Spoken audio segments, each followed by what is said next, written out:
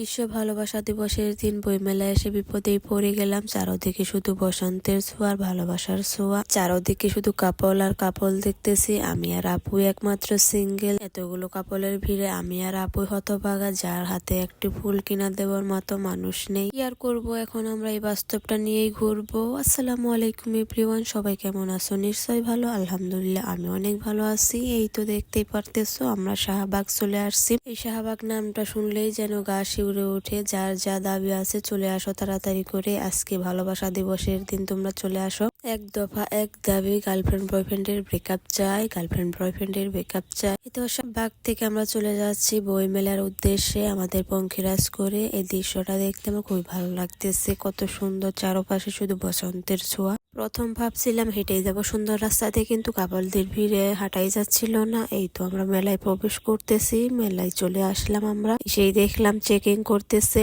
কি চেকিং করতেছে সেটাই বুঝতেছি না। এই তো ভিতর প্রবেশ করে দেখতে পেলাম কাঠের কত সুন্দর সুন্দর জিনিস এখানে উঠানো হয়েছে। এই তো আমরা স্টল গুলো ঘুরে ঘুরে দেখবো, আর কি কি বই উঠানো হয়েছে সেটাও দেখবো। 2-3টা বই কিনবো। একটা বই খুঁজতেছে আপু, কিন্তু সেটা পেলো না।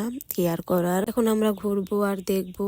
আসার সাথে সাথে নামাজের টাইম হয়ে গেল। আমার হাজবেন্ড নামাজ পড়তেছে, এর জন্য আমি একা একা দাঁড়িয়ে আছি আর অন্যদের ভালোবাসা দেখতেছি। বোরিং ফিল করতেছি, এর জন্য নিজের ভিডিওই করতেছিলাম।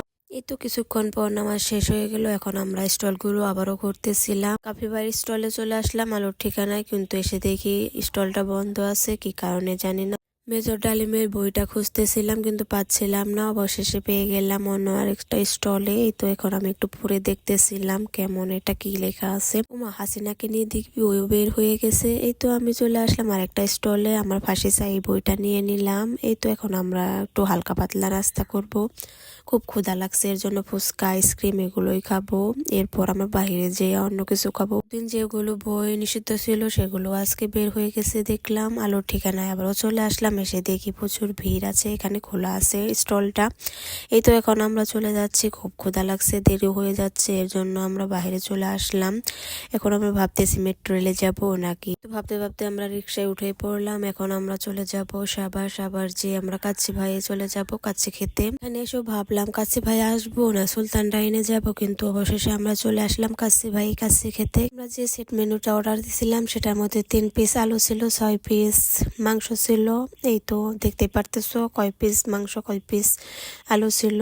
ডেকোরেশনটা ভালোই ছিল, কিন্তু আমার কাছে একদমই খাবারের টেস্টটা ভালো লাগেনি। খাবারটা এমন মনে হচ্ছিল হয়তো বা অনেক সকালে রান্না করে রাখছিল, আমরা যাওয়ার পরে হালকা একটু গরম করে দিছে। কি একটা অবস্থায়, কিছুই করার নেই, তবুও খেতে হবে। তার কারণ হচ্ছে আমরা নিয়ে ফেলছি আর খুব ক্ষুধাও লাগছিল, এর জন্য সবটুকু খেতে পারেনি, একটু পার্সেল করে নিচ্ছি। কাচ্চি খাওয়ার পরে বুরহানি না খেলে ভালোই লাগে না। তো খাওয়া দাওয়া শেষ করে হারলেনে চলে আসলাম কিছু জিনিসপত্র নিতে। আজকের ভিডিওটা এখানে শেষ, পরবর্তী ভিডিওর জন্য অপেক্ষা করবে। ততক্ষণে ভালো থাকবে, সুস্থ থাকবে। ভিডিওটা লাইক কমেন্ট শেয়ার করতে ভুলবেন না, আমার পেজটা ফলো দিতে পারবেন। আল্লাহ হাফেজ।